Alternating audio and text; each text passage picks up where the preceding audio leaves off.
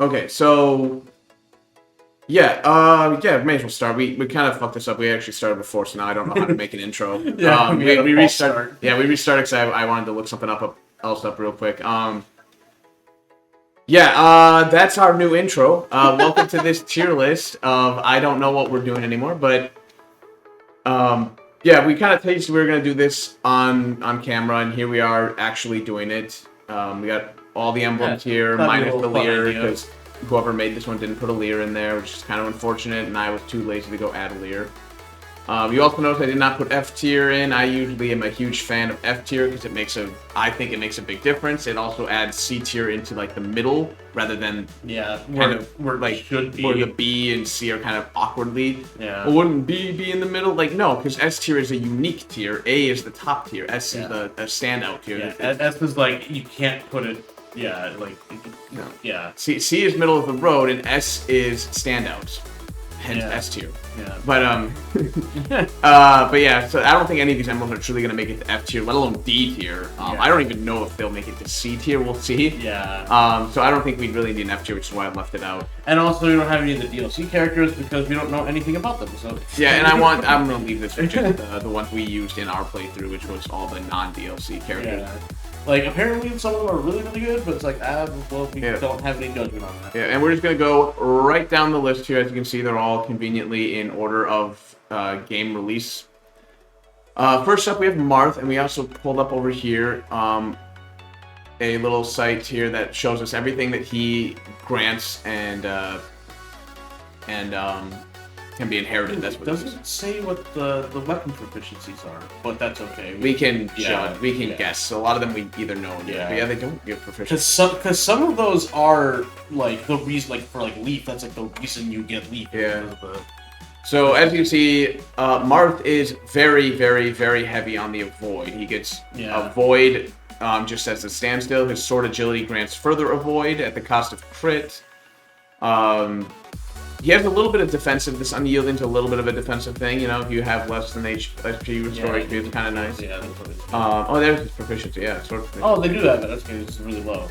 Yeah, he apparently doesn't like to give you sword proficiency unless you really, really like him. You really need him. Other than that, he grants this break defense. If you break, you make extra attack 50%. That's pretty solid. Yeah, I don't mind that one. I don't know if we ever actually utilize that super well, but it is really good. Yeah. You have Lodestar Rush is actually a pretty decent one. You can see 7 at 30%, which means you're doing 210% damage. Yep. Which is pretty really good special attack. It's pretty good overall. Help you out against bosses if you really need it. Divine Speed, uniforms extra attack at 50% damage in combat. Always just. Does that stack with the break defense? I think you get 4 attacks in total. Holy shit. So basically 3 attacks. It's 2 at 50, so it's 3 attacks. It's still really good. That could be really helpful. And then he grants more avoid, as you can see here. He's really good if you want to have like a dodge tank that can also like hit a lot of times. Yeah, Marth, I think is a pretty damn good lord. My big problem is that he's probably just a little too middle of the road. Not like middle of the road C tier, but like middle of the road for the emblems. Like he's kind of the box standard. Yeah. Everyone more or less kind of gets compared to him, where he's not ever going to be bad, but he's not exactly specialized either. He's just good. He's just a good bonus to have on your dudes, but like, he's just good, but it's not like, as we'll see later, he's not like Sigurd, who can do some very unique and crazy things. Yeah, Ike can do some insanely good. Violet, there's so many of these that have Micaiah. Yeah. There's so many that are highly specialized and have really unique and powerful. Some of them are game changers. Mark.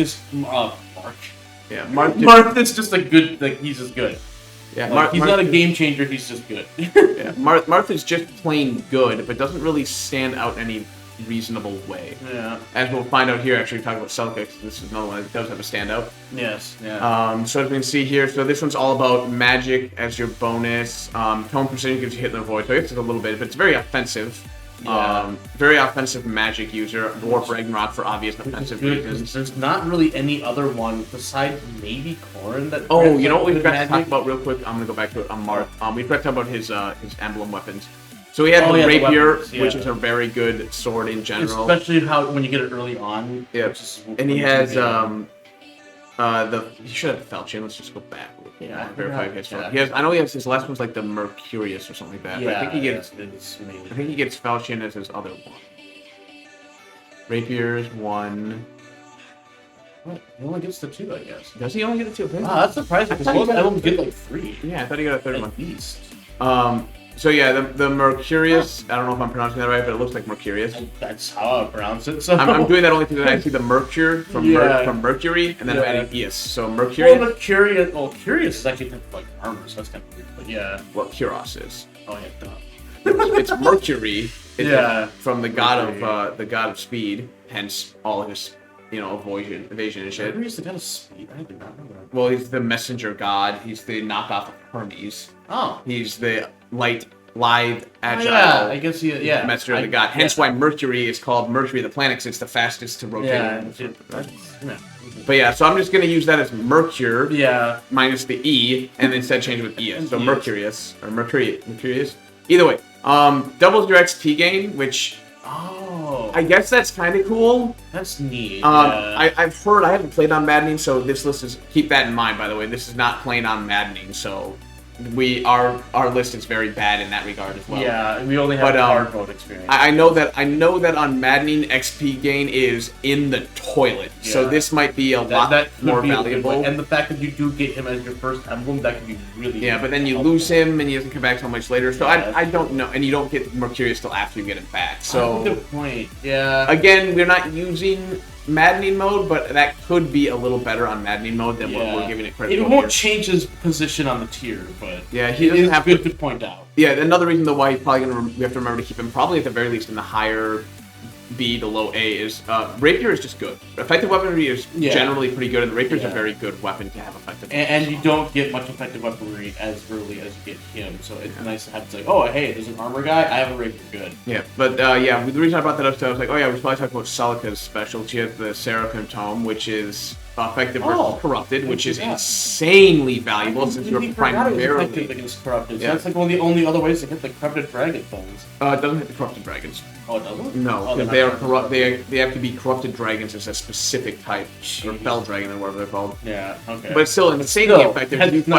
You fight in. I think you fight almost primarily corrupted. Most missions you're fighting corrupted, so and if you're not only fighting corrupted, you're fighting corrupted alongside of. Yeah, so this is insanely valuable in that room. This again more offensive. If you have you lose 1 HP, you get +2 damage, pretty solid.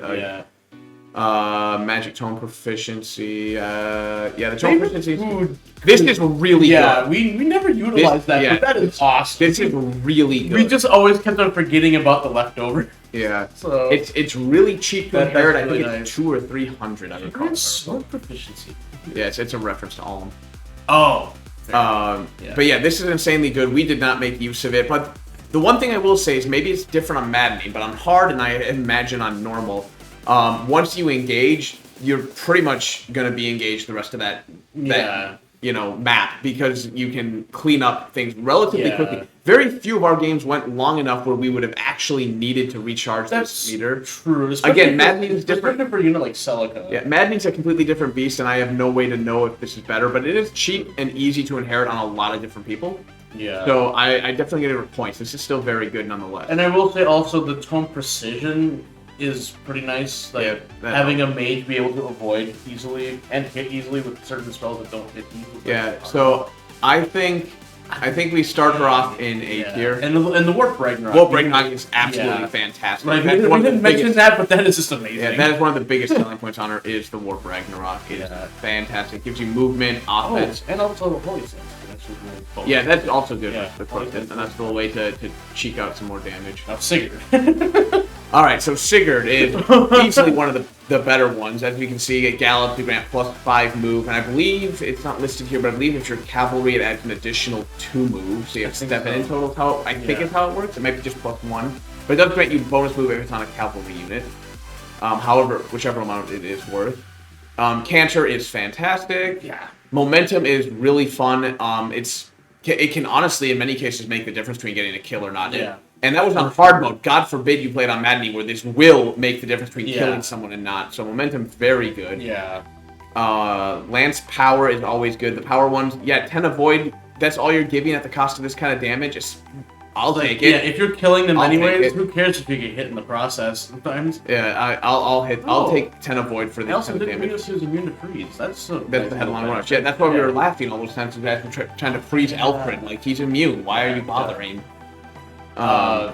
Yeah, Brave Lance is good though. Brave Lance is a pretty decent weapon. It's not great. The Brave weapons in this game kind of got shafted. They're not horrible, but they're definitely not in the tier they used to be in previous games. Also, I will say Override, it's not as strong as several of the other. You know what I just realized? I just realized that I've seen hit 15, but it doesn't have hit 20 and 30. Yeah, this isn't showing the bonuses, so that's why the Falchion didn't show up on Mark. Okay. Because I was wondering where Cantor Plus was on him, too. Yeah, so we'll have to remember some of that stuff that they get. Most of it is just take the inheritance. Yeah, because they don't have to make it bigger. Or whatever it's called. Yeah, that too, yeah. So most of this is just going to be take the level and just make it a little bit better. Because, like, the Lance Power 5 is 10 at the cost of 10, but still. Yeah. Either way, the biggest problem with these power skills is that they cost 1,000 per rank. Yeah. Or I think it might be 500 for 1 and 500 for 2, and then 1,000 from either. Yeah. Either way, it's really expensive. And you don't get them inherently. Yeah, they're really powerful, but they're really expensive, so it's kind of it's really tough to put them on characters that don't join late in the game and have a lot of SP. Yeah, but the main thing though is the Gallop. Just the fact that you can literally move across the battlefield to wherever you want at all times. And then it does not showing it here, which is weird because it showed Warp Ragnarok. Oh, there's Override. Never mind. Yeah. Override, very useful ability. Yeah, it does require straight line. It won't really get you any kills necessarily, but you can do some really funny stuff if the enemy's nice enough to line up like 6 units, and just go through all of them. Sigurd, I think, is definitely high A tier. I actually put him higher than Celica, only because his ability to move is actually greater even than Celica's. Not only because the Gallop will give you further range, especially on a cavalry unit, than Celica's Warp, but because you maintain that over the course of his entire engage, and Celica just gets it once. But I'm actually surprised you didn't put him in low S, actually. That's right. S tier is like S tier special. Yeah, they have to be super exceptional. That is a pretty exceptional. Yeah, alright, fine. That's fair. Being able to move across an entire, like the battlefields in that game, mostly. Yeah, you can mostly cover the entire thing. No, yeah, you're fair. Sigurd does decline S tier. That's fair. Next up, we have Leaf. Probably one of the most forgettable, sadly, of all the lords in terms of not just. Ooh, wait, they gave him everything. Yeah, they gave him all of the stuff. Why'd they give him everything? They're nice on him. Well, it's a huge list as we can see, but we just see kind of the general. That's what each list should have looked like. Yeah, we're just gonna do the general. So he has his knife proficiency is, I guess, a thing. Basically, in this case, all you really need is the avoid. The hit's kind of a joke. Maybe on Madden it's more impressive than it is on hard, so maybe it's a little better, but. Knives are really, really accurate to begin with. So, yeah, there's nothing wrong with getting more accuracy, but I think the avoid's the bigger thing in this. Yeah, especially if you put it on, like, a Wolf Knight who's not particularly defensive. But then there's Vantage, which is... the Vantage 1 is a really vulnerable skill, except you get 25. But as you get up to the Vantage Plus... which is 50%, and plus is 75, you start to get to the point where it's really, really good. Yeah. Killer weapons are insane in this game because of the ability to reforge and engrave. You can do some really nasty shit with killer weapons, and then if you get Vantage on top of it, you can basically mow through anyone else who has one range. And it's adaptable, which means it's basically never getting broken with him. Yeah, adaptable is really, really good. Quadruple hit's pretty good. Its power, its abilities, it's kind of wonky because he uses the light brand for his sword. Yeah. So it's like a magic attack. So you either physical attack. So basically, you either have one attack off. If you have him on a magic user, he either gets one attack off at insane damage, and then 3 kind of mild attacks. Yeah. Or he gets one attack off that's barely a threat to the enemy, and then 3 pretty good attacks. So it's like 1 damage and then like 325. Like it's not that makes it a bad move. It's just interesting. It's not bad. It actually, if anything, it makes it better. No, yeah. It's just interesting. You can kind of put it on any. The biggest advantage is that it guarantees breaks anything that's not a general. Yeah. I think that's a little bit better early in the game. Later in the game, it becomes almost too easy to break units as you start to get units that have multiple weapon types and can be equipped with emblems that can compensate for the third one that they're missing. But early in the game, this is really good to guarantee a break. And it's so nice. And it's still good. Grants like every proficiency. Yeah, so and he's really good for getting people into classes. He grants all sorts of abilities and everything. Arm Shield is another one that's pretty good, especially in conjunction with his adaptable because it grants you less damage. And by the way, the important thing is this is damage. This is not granting defense or res. You are just taking less damage, which is from any source, provided you provided you have weapon advantage is the thing. It doesn't sadly work on the Dragon Breath, which is the one that really matters. Magic or knives or fists. It could, depending on what you're equipped with. Really? Because I believe the fist is considered advantage on bows, magic, and it breaks them. True. So I think that's how you have a fist. Yeah. So I think you can do that. Don't quote me on that one. I didn't test that one. Sorry, but I think that's how that should work. But with the main triangle, though. Yeah, but his build here, the extra build that he can buy, inherit. That can be useful if you really need early in the game. I think it's another one that's really good early in the game when your units aren't quite fast enough, and build is obviously a very difficult thing for your units to gain on level up. However, as you begin to get later in the game, your fast units start to become fast enough. Not all units, mind you. Again, if we're using hard mode, which is not a good way to do it, but in maddening mode, even the fastest of fast units are going to struggle to double. Yeah. Which would make build a little bit better, but at the same time, you can also just inherit direct speed from Lin, which is better still. Yeah. And also his Master Lance is really nice. Having a brave weapon that can do 1-2 range is pretty cool. Yeah, Leaf overall, I think he sits up just below Celica. Yeah, I think most advantage. I think he's a great emblem, but I think his biggest advantage is in his versatility. Yeah. And once again, it's kind of like a mark. I was thinking B, but it's like I think he's better than B. Yeah. All right. So next up we have Roy. Roy is one of the best emblems. Sorry, spoiler alert. Roy is all about offensive, just beat the shit out of people. And we have everything again. Oh, yeah.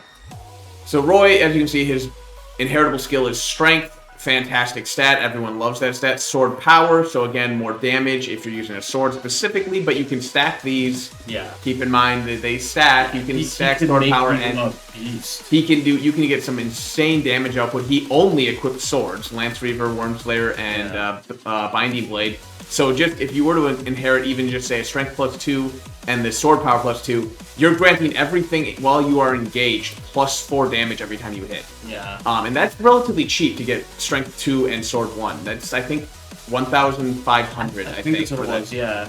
So you can get 4 damage on everything Roy's giving you, just really cheap. Holdout is a great defensive ability. Yeah, especially when you get the final one, where it's like if you can't die. If you can get to the final one, it's really not good. Healing yourself. But even the 10% one is pretty fair. The 20% is probably iffy. That one you probably require just a little bit too much HP. And when we were fighting bosses, that made Roy the most annoying thing to fight. Yeah, trying to get around it can be a huge pain, but so it's like if it's hard for us to get around, it's hard for the enemies to get around too. Yep. And then Binding Blade's also just an insanely good sword. It's a sword. Weapon. It's a 1/2 range sword with +5 defense and res. Yeah. Well equipped. And then Blazing Line is a really cool skill. Yeah, Blazing Line is really good. Hits 3 units in a line and then makes a 3x3 area that's on fire, preventing movement. Yeah. So it's pretty good. Blazing Line is pretty good. It can be so useful. Roy is really good. I will say that he does not come up to Sigurd levels. Yeah, I think he's the highest A tier we have. Yeah, he is insanely good. He's not very S, well. Because he doesn't change the battlefield. Well, I guess. He has some. He's just an offensive machine, and then we have Lin, another character. He's just similar. Yeah, Lin is in a very similar boat to Roy, except for unlike Roy being offensive based on strength, Lin is offensive based on speed, the best stat outside of perhaps movement. Hence why Sigurd's S tier. Yeah, like you put her on someone that can do damage and has trouble doubling, and you don't have to worry. And again, we're using hard mode as an example. I can only imagine in maddening where the enemy stats are even greater, and so it's even harder to double. Lin is going to be the difference maker in whether or not you double or not. Yeah, Lin will be amazing. Essential. Lin is very good. The Astra Storm is pretty damn fucking good. Yeah. It's 5 at 30, which means you're only doing 150% damage. Yeah. But it's at range 10, 20 if it's on a archer. And if you're covert. Sorry, covert. Oh yeah. That's how it works. And if you're using effective weaponry, it's like you can do some insane. Yeah, you basically get a free kill on someone from range 10. Yeah, this is really the call doubles is great because it gives you a unit that doesn't have backup for backup, and it's not even just the backup. As we learned, the utility alone of calling doubles in the middle of an enemy fray, and they just gun it for these doubles. Yeah. They gun it. You are losing backup, which definitely has a downside, but it means you can literally just defend squishies by putting doubles in the range of enemies, and they give up on everything else that's not a double. Yeah, they focus them down as the highest priority. On top of that, the doubles share all of your stats except for HP in terms of avoid, dodge, and all that. So even though they have 1 HP, it's actually very easy for them to dodge. If they dodge, they can actually just because you're getting a lot of speed from Lyn, which is aka dodge. So you can really get your doubles to be very dodge tanky and really do a lot of work pulling in multiple enemies at a time. The doubles is very valuable. In addition, you can use it as a shield for your character who's teamed up with Lyn if you need to, because they'll all attack the doubles, and assuming they have high avoid, they won't hit the doubles. And now, unless they have 2 range, they can't hit the person behind the doubles, who's in theory equipping a bow, who can retaliate against anything that would in theory attack them at that point. Really nice. So the double's really nice. Astral Storm really good. Killer Bow is a little wimpy. I know that seems weird because we were just going on about killer weapons, but Lyn's Killer Bow can only be augmented via the that weird emblem inherited thing where you do the multiplayer stuff. Yeah. So you can't just supercharge her Killer Bow. It's not like a regular killer weapon where you can like engrave it or... Yeah, so her Killer Bow is actually a little weak in comparison. Just use a normal Killer Bow. I forgot how you really want to use it. Bow focus was, though. It's like, you get extra hit and you lose dodge. It's like, granted, losing dodge doesn't matter. Yeah, dodge isn't the end of the world. It is unfortunate because, 10 dodge is probably the kind of thing where it could give the enemy that small little crit window. Yeah. But the 15 hits, but bows tend to be fairly accurate, but you have to keep in mind we're using hard as our thing. I'm trying to wrap my head around the idea of what it would be like in maddening. And in maddening, hit is going to be an insane commodity. Yeah. Being able to hit is very good. So this is still very good. Kind of a move you're adding extra speed because that's what you need. Yeah. So then you're still too slow. Here you go. Then there's the Manichaeidi or Manichaeidi, whatever you want to call it. Another effective weapon, cavalry armor, just like the rapier. High crit, so it's a little better in some regard than the rapier. Yeah, it's weaker by default though, so kind of a trade. It does require you to have 10 points in Lyn, but again, we're assuming that you're gonna have Lyn engaged with somebody to the point where they would have 20. So Manichaeidi's pretty good. The only difference is that you get Lyn at roughly the halfway point in the game, and so then to get also to the point where you're Manichaeidi, outside of using Bond Fragrance to immediately get access to it, you're probably at the point where you have access to plenty of effective weapons. The only advantage is this is a very lightweight effective weapon, so it's easier to double with this than an Armored Slayer or a Rider's Bane or anything else that would do effective damage. So there's still a lot of value. It's just very weak in comparison to other effective weapons. Yeah. But it comes with the fact that you can double. So and I forgot, do you still get good. Still good. Before or after the split? After everyone's lost. She's the first one you get along with. Oh yeah, and also we should probably bring up Alacrity. It's not as strong as it used to be, but still pretty good. And Speed Taker is absolutely amazing. Yeah, Speed Taker is by far the best. If you have a unit with 2k SP, take Speed Taker. It is probably the best skill in the entire game, good, arguably.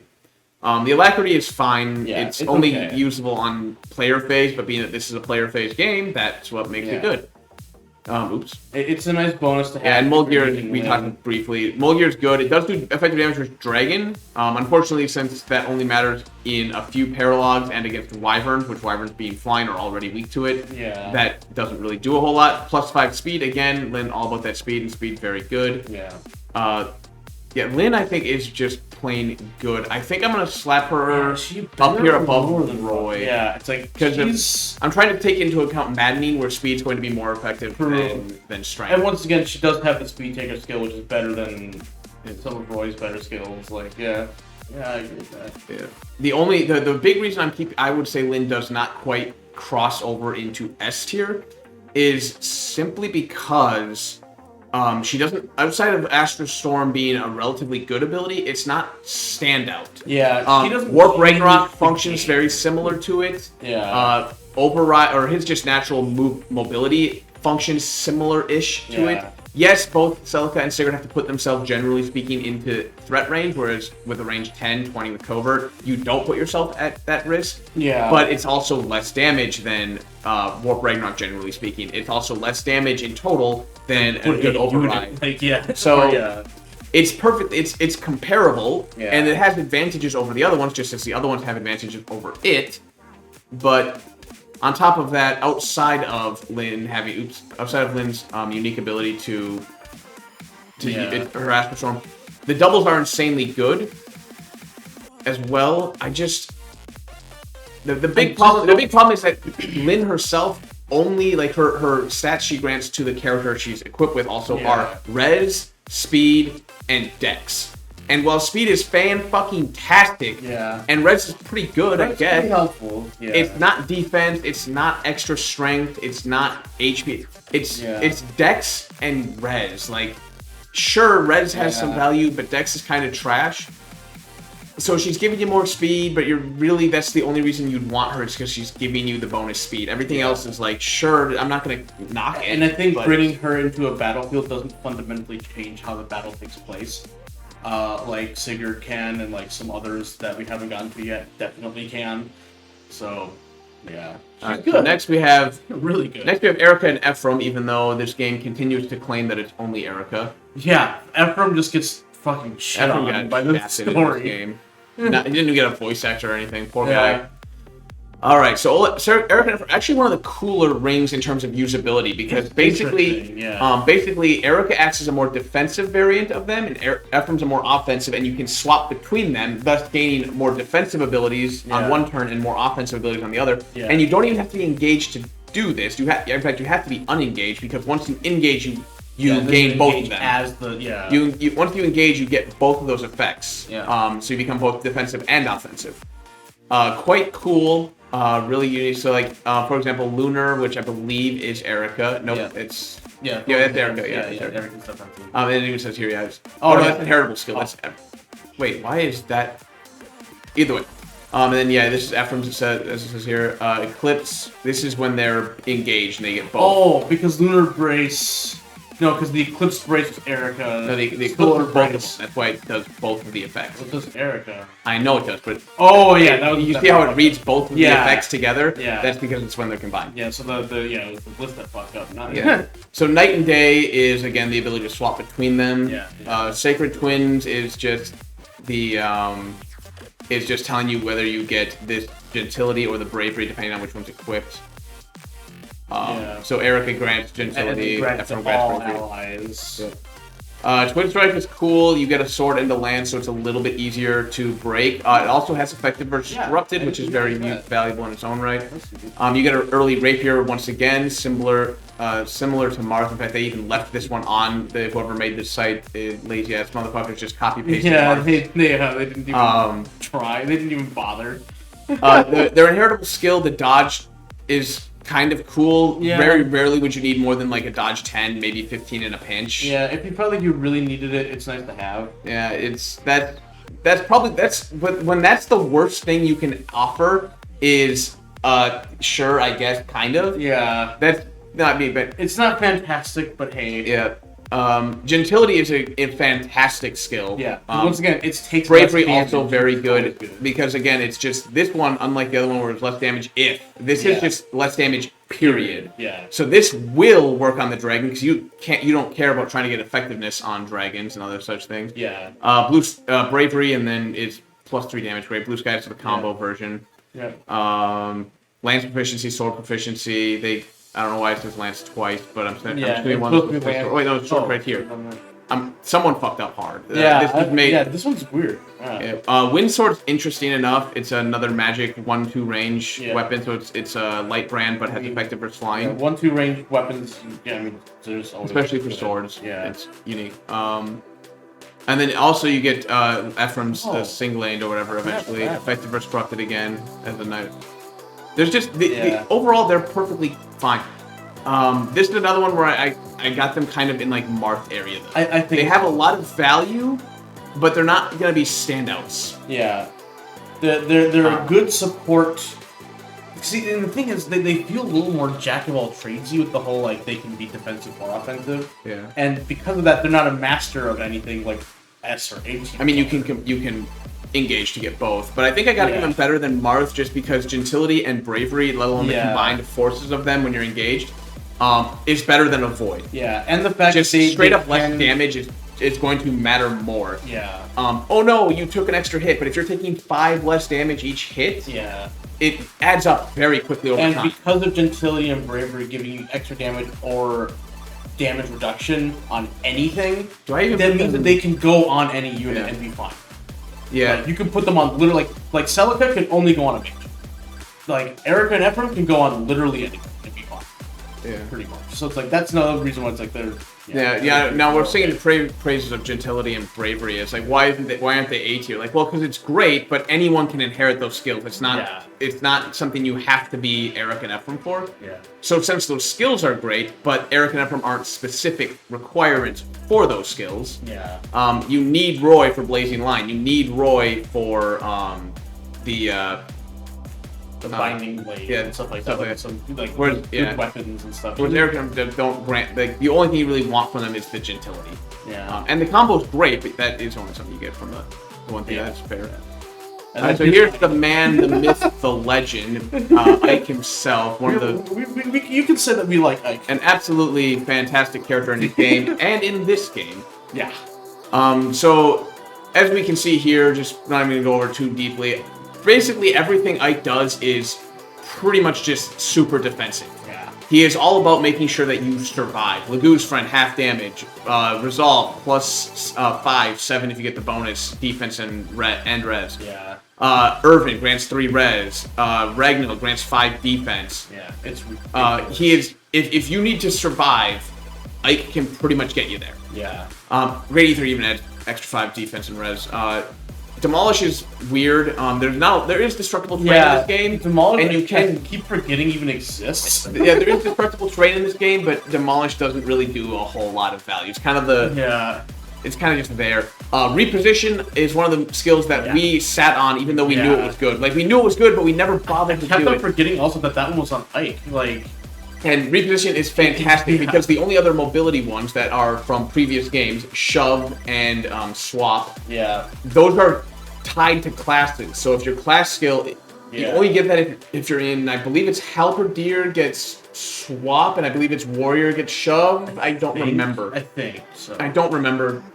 Yeah. But reposition is 200 SP cost. Yeah, 200 SP on anybody. It's also insanely cheap. And I believe it only requires you to be level 5 with Ike. Yeah, you don't have to. So you don't have to devote a lot of bond fragments to any one person to get reposition, and you can put it on everybody if you really want to. Wait, no, it's less than level 5 because in skill inheritance, no, skill inheritance. So that's like level 4 or 3. No, but to be able to inherit any skill requires level 5. Oh wait, yeah. So it requires level 5. It's like 500 bond fragments, I think. So it's really cheap to get the person to this. 200 to put reposition on them. It's cheap bond fragments, cheap. You have 12 units. Yeah, you have 12 units in the majority of maps. There's a very good chance, even on Madden, I know this from playing Madden in other games too. Very good chance that even on these higher difficulties, there's 3 units that are there to basically act as like gophers. They're the units there to act as utility and support, and this is the ability you can give those units, and it makes them contribute in ways you never thought possible until you start using reposition. You need to pull someone out of a bad situation, reposition. You need someone to get that little bit of extra distance, reposition. Like, it's so useful. It's one of those things that when you have your little support units that are running around they're not good enough to hold their own in battle, but they're not bad enough where you don't want to, they're unusable. Or it's a healer that doesn't need to heal anybody at the time, so it's like, well, then they could do this. Utility and support units should have this, just period. Yeah. You're running probably 2 to 3 of them minimum in a 12-man lineup, so just put reposition on as many people as you can get away with. Yeah. You won't regret it once you learn how to properly use it. You will not regret it. It is so valuable. And then also, because we didn't really talk about Great Ether, and that is also a pretty fucking awesome move. It's It doesn't really kill anything unless you have with it, but you're not going to kill a whole lot with it. Maybe mages, if you're running Irvin with a lot of strength buffs on your character, you can get a mage or two with it. But Great Ether is a very useful ability in terms of it basically just pulls an entire army to whatever character's here because they see that you can't retaliate and they love not being retaliated. They don't say it in the power, but we learned that it clears environmental effects. Which is an extra little bonus. Sadly, they didn't make as much use of miasma as I would have thought they did. There was definitely a few chapters. A couple of chapters. There's like 4, I think. 5 in a pinch. 5 They didn't really truly make the best use of it, but I think that's also fair. It was really powerful, so sparingly is all it. Either way, the fact that Ike can the big thing is that because of the way Ike works, he grants HP, defense, and strength. Are his and he even has ways of granting you resistance with like. But I'm just saying, like his having him on you and having his bond up is granting you HP, defense, and strength, but not even doing anything. Yeah, he is, and you make one unit, you choose one unit, and they do not die. They are very, very impossible. The only thing that can kill him is basically backup, and if you get enough poison stacks on you, and that's the only way he can kill him. Yeah, the only way to kill someone is for the enemy to abuse some of the new mechanics in the game. And as a result, it makes I think one of the best units because as we've done in ours, you can move somebody, set up Great Ether. Fly your staff user in, assuming you're using a flyer, which you probably should be because Cortez is the best staff user, and then warp Ike halfway across the map with Ether already attached. Just right into the middle of the enemy team, and then watch them break their weapons on them, only for him to drop a Great Ether, and on the next turn you can just equip Regnell and then watch him murder anything that's still alive. And there were several times where dropping Vantage. There's a lot of dropping, and again, you can do Vantage Wrath on a lot of characters because Wrath is inheritable. Vantage is inheritable. But you can put those skills on anybody who also has Ike, and as a result, they basically become an unstoppable killing machine.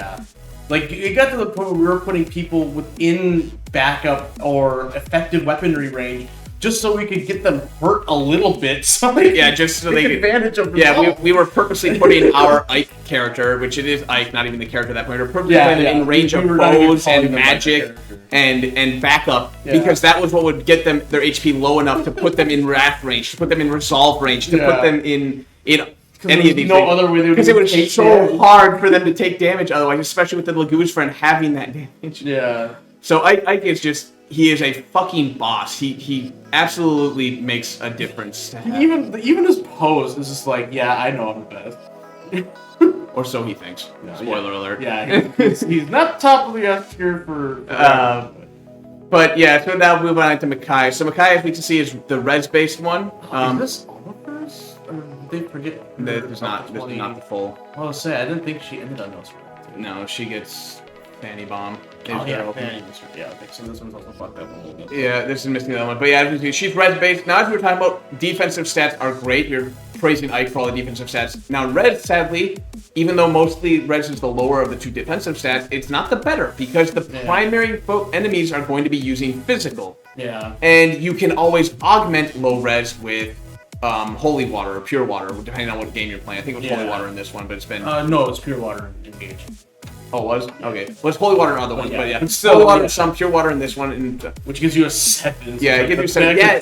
It degenerates, but it means that, like, Micaiah caps this out at 5. Yeah, it's 5 permanent, but you can just holy water or pure water for 7. And it degenerates, but, like, it takes it for 2 turns, it's better. 1 turn, same. That's 3 turns where you're getting better than Pain. I think it's, like, 5k for res 5. It's really, or 4k, I think, maybe, because it's 5, I think 500, and then 1,000 for everyone after that, I think. I don't remember, either way. So sadly, you're paying out of the nose for this res. When the bonus resistance. When pure water does the job better. So it's good, but there's ways to augment resistance. You don't need Micaiah for it. So it's better than Dex. It's better than Luck. But it's a better stat than a sum. Great. Augment. Augment is amazing. This alone is probably one of the best things for Micaiah. Especially if you put it on Hortensia as a character who gets extra staff range. Well, she gets one, which, it's better. But the AoE is the huge thing. You can properly use it. You can warp shitloads of units. Not that you always, not that you, 5, but because the target, 4, because it doesn't hit Hortensia, or doesn't hit your You put it on yourself, and you warp everyone around you. So you warp up to 4 units. There's, you can, rescue up to 5. That's how you do it. That's what I was thinking of. But yeah, rescue up to 5. You can. What's that new staff? The entrap staff. You can just drag 5 enemies out of position. Yeah, it's really fun on up to saves. This should all be followed by an asterisk that says up to, depending on enemy positioning or positioning of your own units. But there's just so much value. The 5 range is huge because staffs in this game have reasonable and fair range. So getting +5 is broken. Well, especially if you couple that with, where's the one that, Staff Mastery, which grants an additional 5 HP. So that turns your physics into, like, immense stat. Well, at Staff Mastery Max, it's 15 extra HP and 45 extra hits. Yeah, it basically turns your physics into, like, a ranged men. Yeah. Which is insane. Yeah, the Staff Mastery sadly is an inherent skill. You don't get that just from Makai. You do have to buy it, but... she does come.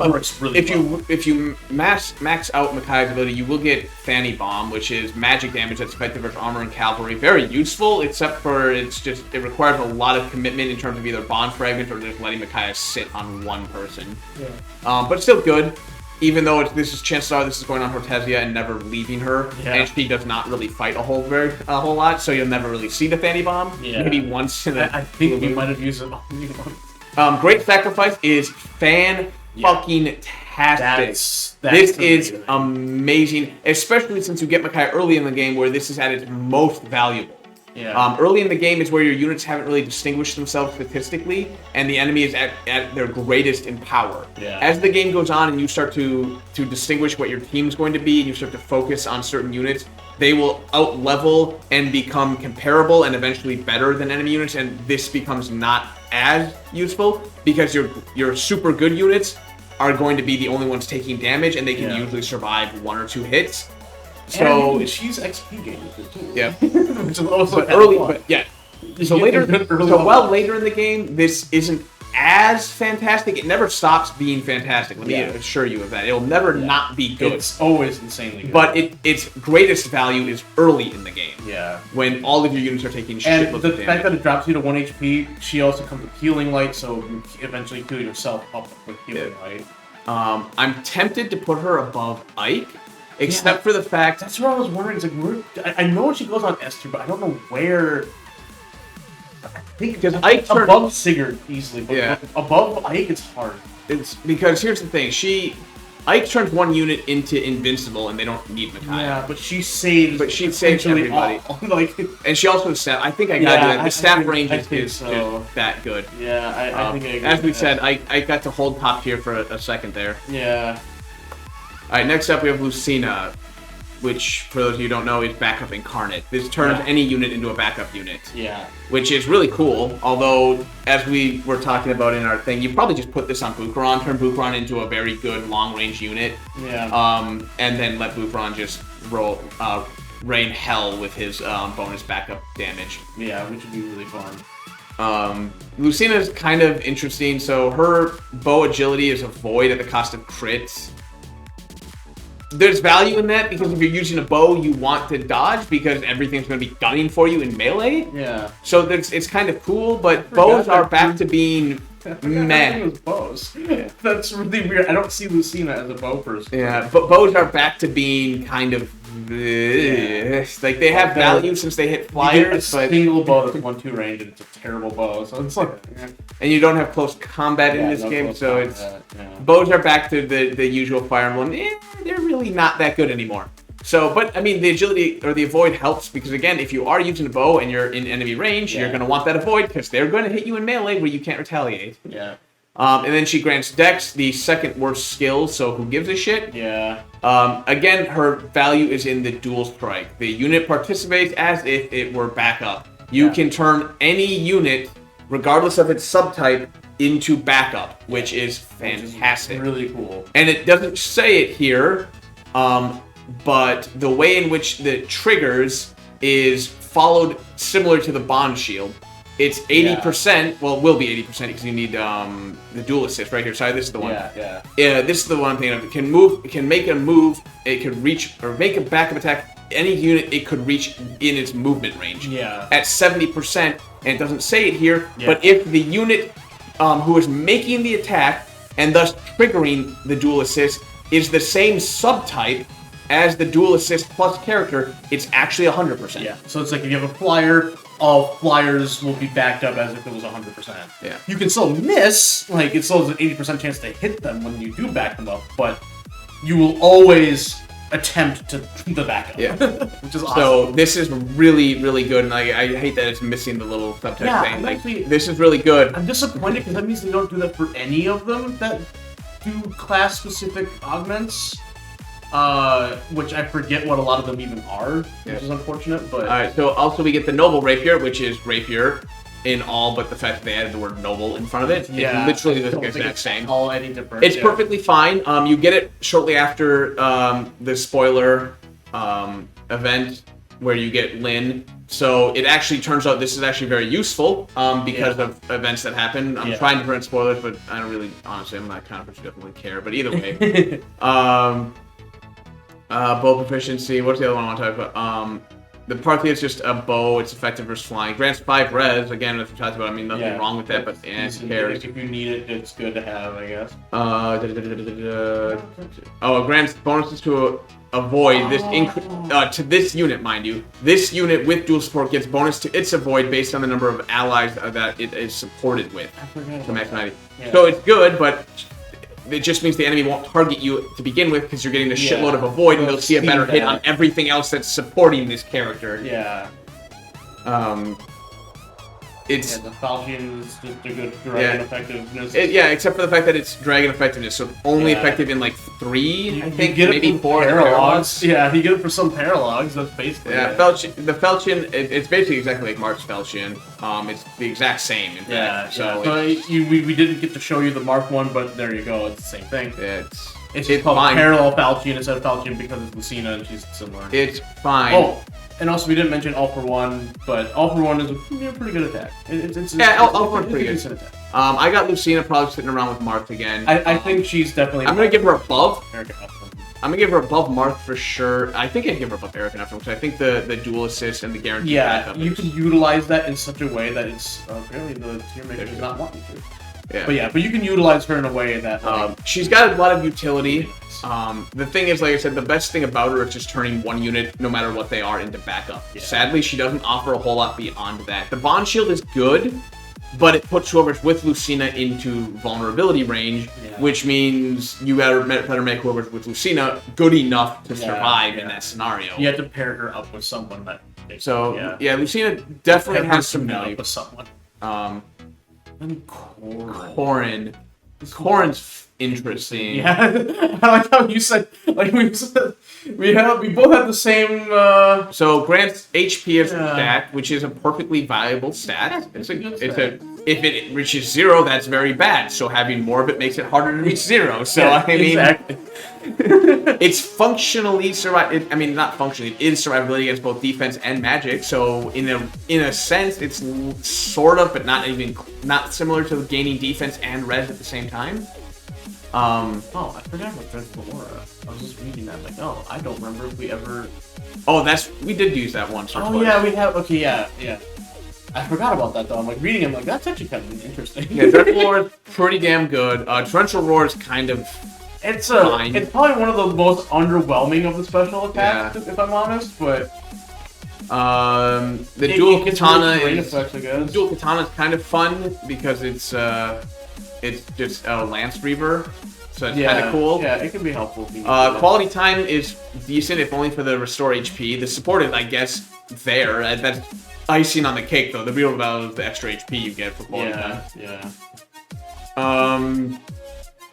Sword proficiency is the thing. Sword focus is hit at the cost of dodge. Again, hit is always valuable, especially in maddening where the enemies will have more comparable stats. Yeah, and as a result, start to plunge. Dodge is not the worst stat to lose. Yep. It could.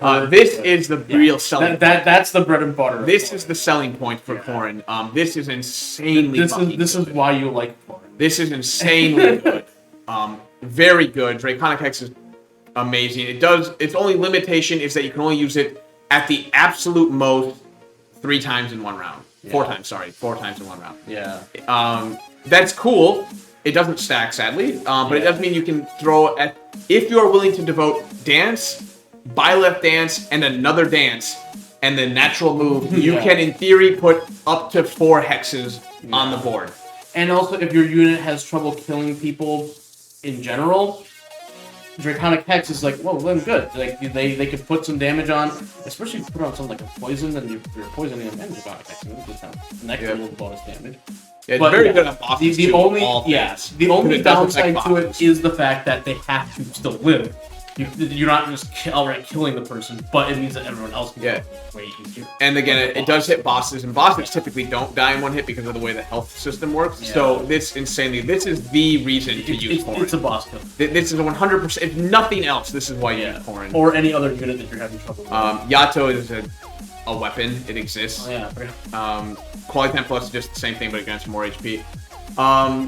Draconic Hex is amazing, but like I said, it's basically the only reason to use Corrin. Also, I forgot, because I just saw it right before you clicked off, the Dragon Vein. Oh yeah, it varies based on the... Yeah, that one's hard to...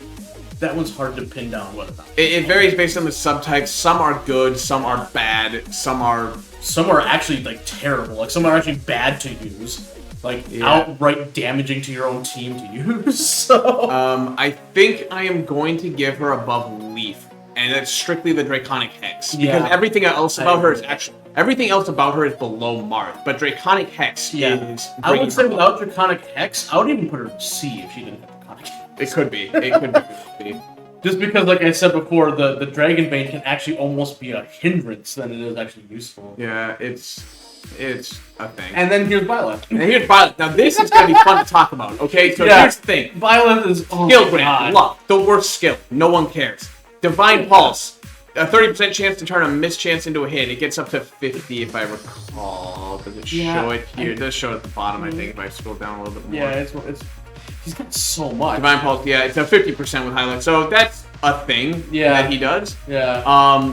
The sword is a thing. Dragon and Cavalry is an interesting combo, but again, Dragon doesn't matter, so who cares? The Cavalry is good, though.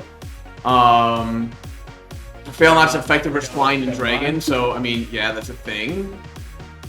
Aegis Shield only works on certain units, but, I mean, it may have the damage. It does grant 6 defense, 3 red, which is cool. And then may have damage. Each of these weapons you get... it depends on which unit is holding it, or which class, I should say, is holding it.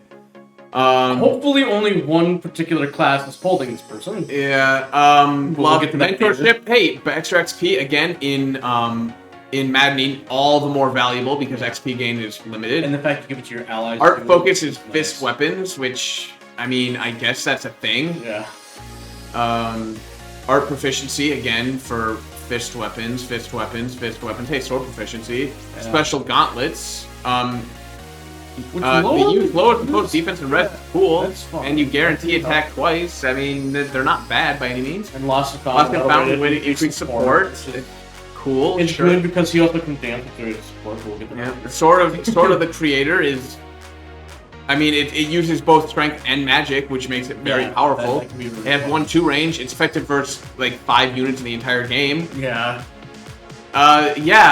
You'd be confused. It's like, why? Yeah. What but now let's talk about what we really want to talk about, which is these two things right here. This is the only reason to use Byleth. These are fantastic. Okay, so Instructing Goddess. So Instruct is tied to the Goddess Dance. Yeah. Goddess Dance is the ability you can only use once, but Instruct gets added to it, and then after that you can instruct, as many times as you want without using the dance. Yeah, when you use Goddess Dance, you're also instruct at the same time. Yeah. So the way it works is Goddess Dance is, for those of you who played Path of Radiance or Radiant Dawn or It was either Thracia or Genealogy. I think it was Genealogy. Really? I didn't know they had a dance in Genealogy that did. It was Genealogy or Thracia. I don't remember which. I'm gonna say Genealogy. I apologize if it's Thracia. It might be Thracia. Those are the cool games I don't know anything about. Yeah. But if you're familiar with those dances from those games, yeah, Goddess dances hit all adjacent units to this unit. It's just insane because that includes. If you don't have it on a dancer, which we'll get to why you probably don't want to, that includes you dancing for your dancer. Yeah, which gives your dancer an extra action. Which is just nuts. Now, that is why Goddess Dance is good, is because it's a 4-way dance. Yeah. Or up to a 4-way dance. The utility of that alone is just nuts. That alone is insane. Now, Instruct, here's the thing. So, use to grant allies within 2 spaces stat bonus based on the user's type for 1 turn. Yeah. Now, this is good if you're in a covert class. That look like covert class grants +5 speed to everyone within 2. Yeah. Awesome. Backup grants +5 strength to everyone too. Awesome. Yeah. You know, what is it? The cavalry grants dex to awesome. Dex, yeah. General grants defense. Awesome. Flyer grants res. Awesome. These are all awesome. If it's on a dragon subclass or subtype, it grants +3 to every stat. Yeah. Which is just absolutely every single stat goes up by 3 with Instruct when it comes with a dragon. And keep in mind, as we said, keep in mind what we said. Instruct is tied to Goddess Dance. When you Goddess Dance, it applies Instruct as well. Yeah, you're dancing for 4 units and buffing all of their stats for 3.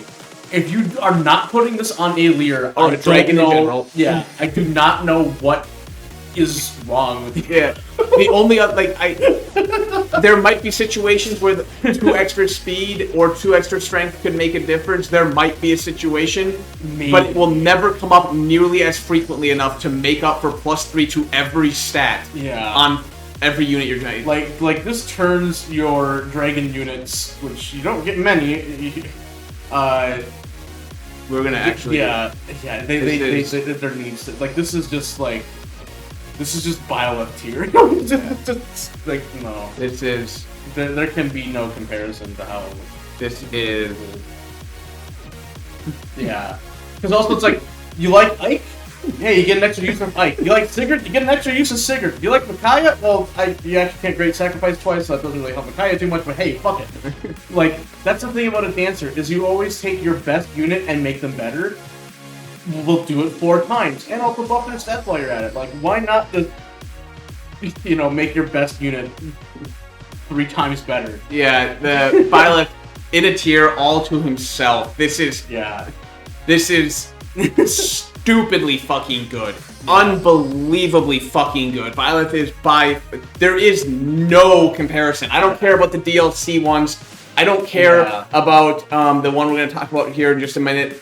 It doesn't matter. You cannot compare to this. Yeah. This is overpowered to the point of, like, I can't believe they thought this was fair to put in the game. Because Instruct by itself is really powerful. A 4-way dance by itself is really powerful. The fact that they combine the 2 is what the fuck? It's not even the combine is great, but that's not even the real thing. The Instruct is fantastic. The dance is fantastic. Yeah. The combination is the icing on the cake. Yeah, honestly. that's just like an extra tier of like, oh my god, Violet, it's like what the fuck? Violet is stupidly overpowered. In fact, I gotta do this just to. Like, I actually feel kind of bad that they give you something as strong as Violet. This is S. There we go. Yeah. There. We got to do that because you see. Oh wait, didn't add it properly. Fuck. there needs to be a. You need some separation in there because just to show how high above the rest he is. Yeah, this is the only way to do it here. Oh god damn it! I don't know how the tier list works. Yeah. Shocker, right? You need to understand just this is how good Byleth is. It's there's nothing that goes. It's not just a tier above. He is so far above that there is an empty space between him and anyone else. Yeah. So that's what we just need to talk about here briefly because it's an honorable mention because they didn't put it in the tier list. I'm guessing because they're like, oh, spoilers, you don't want to spoil it. Fuck you. If you're doing a tier list, you know. All right, it's so the last emblem that is canonical to the game, not DLC, is a Lear him or her / they itself. Yeah. They work very uniquely in that you can, as long as their engage meter, which is by default full like everyone else's, they can engage with anyone else on your team, and the two of them act as individual units that share the exact same engage principle. So functionally, if to make it explain better, imagine if you could have 2 Ikes, if you could have 2 Sigurds, 2 Micaiahs, 2 Roy. That's what a Lear does. You basically get 2 of that. On that second tab, do they have a Lear on that tab so we can like maybe show it better? It could be. They might not, because it goes Violet and Needle Guard, which is one that we're not talking about. Yeah. Oh, they do. Cool. I don't know why they put that on the bottom. That's kind of weird. But spoilers. I don't fucking know. You know what? Yeah, maybe. So a Lear is perfectly viable. It's a very, I shouldn't say viable, it's really good. So first of all, let's just go with the Holy Aura unit is effective against the Fell Dragon. Allies within 2 spaces with effective dragon gain effective Fell Dragon. I mean, that... Oh, yeah, it's 3 Worm Slayers and stuff. That's pretty good. There's nothing wrong with this. Pretty good. The biggest problem is that you get this so late. There's only like 3 Fell Dragons outside of the spoiler alert final boss, who's also Fell Dragon. Yeah. So this is cool, but like it's too little, too late. Yeah, it comes really late in the game. Attune is something we're going to talk about later. This is a good one. That's a special. Dragon Blast, very, very good. So it makes 2 attacks against an adjacent foe with a sword and then a powerful beam. So it can break potentially if they have an axe, I guess. Yeah. It does insane damage though because it uses 1 physical and 1 magical attack. Yeah. So very good. Chances are, unless you have a unit that's spec'd for both physical and magical, you're getting 1 super hit and then 1, I guess they tickled them. Yeah. But keep in mind, the big advantage is that you get 2 of everything listed here. Yeah. Because a Lear acts independently when engaged, and the unit they're engaged with still remains independent. So you get 2 of everything listed here. So this is really good. You're functionally getting 4 attacks, and you can target different units because they can move to the opposite side of the fucking world for all that matters. Bond Blast. This one is a little special, as you see here. It requires adjacent ally. This is the only time you need both of your engaged units together. Yeah. It's like a stronger Dragon Blast. Yeah. It is way stronger. Dragon Blast. It's really good. Really good. I'm surprised. It's limited in the sense that it only targets 1 unit, and one of the advantages that, for example, we go quick back here, you'll notice one of the things that you'll notice that keeps a lot of these people above other people is when their super moves hit multiple enemies. Yeah. That is really huge because it sets up the kill for future rounds and lets other units come in and help out when they otherwise wouldn't be able to because the unit just is too powerful. Also, I forgot that Bond Blast always is a sword, because like I knew Dragon Blast was always a sword, but I thought Bond Blast was whatever the weapon type they had equipped. Well, it requires a sword, yeah. Interesting. So this is cool. Fills adjacent allies engage meter by 1, but generally speaking, from what we've seen in hard mode, and I can only imagine it's very similar to maddening, you're either at full engaged, or 0 engaged. There is no in between. Why? Because the game has littered the ground with the recharge your gauge. Yeah. So and sometimes they put them out of the way and it can be annoying to reach them, but usually that's a you're willing to take. This is, I'm not knocking this, but it's not that great either. Yeah. It's fine, I guess. Bond Forger, hit and avoid to all allies within. Yeah, this is fine. This is pretty good. Yeah. Hit and avoid 20. I mean, 20 extra hit, fantastic. 20 extra avoid makes a difference. This is good. This is just plain good. They might not die. Yep. Dragon Fist, it's a fist weapon that hits twice and uses magic. It's probably not that good. Pretty Unless you have like a magic user, but they probably don't. Well, I mean, no, this is not, so they would get retaliated. So this is really kind of bad. Oh, if you have the Chi Adepts, though, they do like magic, though. So I guess. But no, but you put this on like a mage. Like we were using Citrine in ours a lot. You could have done this with Citrine. The problem is a lot of the people who want to use fist weapons also don't want to take a retaliation. Yeah. Now, it attacks twice, but it also might leave them in a position that's vulnerable. Yeah. So it's fine, but not great again. Sword proficiency, sure. Honestly, at this point, who cares? Like you have all the. By the time you get a Lear, you have every other emblem in the entire game, DLC or otherwise. Sword is like the most common. Yeah, it's fist proficiency, sure. Why There's not? only 1 or 2 other people that grant fist proficiency. Yeah, it's Byleth and Leaf. I think are the only other ways to get art. I think so. I know Byleth does. I think Byleth sure did. Bond Forger here's just a better version of that Bond Forger. So again, good. I like it. This is great. Gotta love it. Holy Shield neutralizes effectiveness. I mean, that's fine. That could be pretty useful. That's good. I'll be really worried about it. Yeah, I'll be honest. Maybe it's a bigger deal in maddening, so I can't really say for sure. But I did not notice a whole lot of a problem dealing with effective weapons. Yeah, I think the only and we were using flyers and bows. Like there's no one that used like Miner's Bane. There's a few of them, but they were generally easy to work around. Yeah.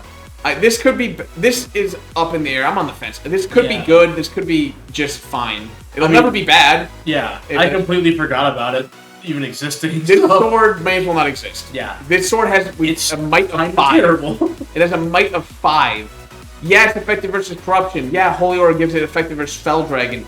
It's a might of 5. It is 15 before adding on your strength. You are barely doing damage with this. It is so underwhelming. We so bad. So many times we're looking at how much damage it was going to do. It's like, why is it only doing like 20? It's as an effective weapon. Like that normally do like This is so awful. Bad. This is and that's 20 total damage. It was like hitting twice for like. So it's like, what the fuck? This is so trash. It's so unfortunate too. If you wait so long to get something that can. I mean, technically it's the Holy Aura that gives this thing the ability to hit Fell Dragons. Yeah. But you wait so long for the ability to hit Fell Dragons, and then you get a weapon that's so unbelievably underwhelming that even the final boss, it's better to use anything else. And they're weak to it. I have no idea why they made an effective... Because, like, Rider's Bane... The worst part is... Like, Armor Slayers, like, they are way more than 5 damage at base. Like, why did they make this thing so weak? And here's the icing on the cake. Most units, and I believe the final boss does as well, has Stalwart, the big important units, where they reduce the damage of effective weapon. I don't know exactly, because I haven't looked it up, but I believe from what little math we've been trying to calculate on screen, it reduces the effective multiplier from ×3 to ×2. Yeah. Is how it works. Which means this is even worse on the final boss when you would need it the most. Yeah. It's even worse. It's just so underwhelming. It's so fucking shitty. Also, I don't know if we ever like took full advantage of doing videos. That is kind of pretty good. It is a neat thing.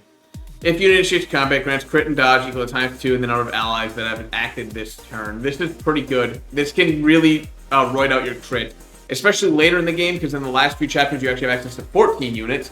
So you can put 13 used units, which gives you 26 extra crit. Also, fun experiment that we didn't test, that just popped into my head. It says acted this turn. Does that mean that they have to completely end their turn, or if they get danced? No, they'd have to be grayed out. Okay. So if that makes sense. Like if they got danced and grayed out a second time, does that count as 2? Because that'd be awesome. All right, but now let's go back to Attune. This is the big thing. This is what makes if the unit initiates combat and defeats a foe, grants its engaged partner +4 to all 7 stats while engaged. Yeah, it's like you can grant Draconic Hex. Yeah, it's an inverse Draconic. Yeah, in some regards, it's an inverse Draconic Hex in many regards. But it's the big advantage is that you can apply this to 2 units. One has to be a Lear, who unfortunately is a mild unit that at best maybe a mid-B tier. Yeah. But you can, whoever you are engaged with, you can give them +4 to all stats. All you have to do is find a way to get a Lear to get a kill, which it's funny that we make a joke about this. We're gonna make a joke about. I would like to make a joke about how that's a lot easier said than done. The truth is, it is, but a Lear is just, like I said, being a kind of mild to middle of the road unit. You might have to actually set up a kill for a Lear in order to provide this bonus to the actual person you want the bonus for. But the fact that bonus can go on, like, it doesn't matter where they are on the battlefield. Yeah, like, they get boom, you get +4. Now go ahead and kill stuff and buff me. Yep. Very good. If you do kill somebody with the other person first, it is easier for a Lear to get the attuned kill to buff that person. So it helps. There's ways to do it. Honestly, though, I think I can only put a Lear probably, and we can't really move her around as you can see here. Exactly. The fact that you get 2 engages for the price of 1 is phenomenal. Oh, and it doesn't use the engage meter of the other person, so once it's done, they can immediately use their actual engage. So that's also really nice to know. I think I would put it personally between Roy and Sullivan. I think so. I think it's where it can be very useful. But in some regards, you can argue with the fact that the fact that you have 2 units under the same condition can be argued as mobility, which is sort of what Warp Ragnarok is. Yeah. I think Roy's a little bit better just because he adds such a massive offensive bonus. Yeah.